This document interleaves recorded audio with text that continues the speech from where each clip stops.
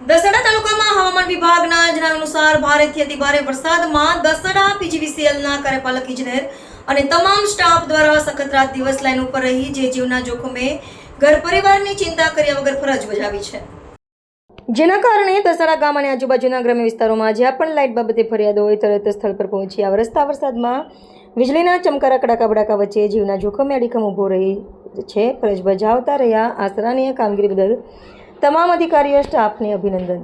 આપણે બધા પોતાના ઘરના એસી અને પંખાની નીચે આરામથી બેસીને જરા સરખો પાવર ગુમાવતા જ તુરંત ફોન ગુમાવી દઈએ છીએ। હજુ સુધી લાઇટ કેમ નથી આવી? તમારી સર્વિસ સારી નથી? જરા વિચારો તો ખરા। 230 વોલ્ટના ઘરના સપ્લાયની સ્વિચ પકડતી વખતે પણ જેમના હાથ ધ્રુજે છે તે જ લોકો 11,000 વોલ્ટના જીવંત પ્રવાહ વચ્ચે ઊંચા પોલ પર જીવનના જોખમે કામ કરી રહેલા સ્ટાફને પળવારમાં ધોબીનો ટોપલો ઓઢાડી દે છે।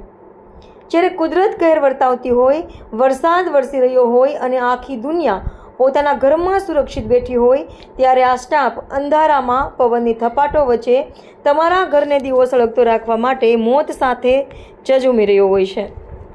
તમારો એક ફોન અને ગુસ્સો આ મહેનતુ ઇજનેરો અને કર્મચારીઓના ઉત્સાહને તોડી નાખે છે। શું ક્યારેય આપણે વિચાર્યું છે કે આપણી એક ફરિયાદ પાછળ કોઈ માણસ પોતાના પરિવારની ચિંતા મૂકીને જીવ જોખમમાં મૂકી રહ્યો છે?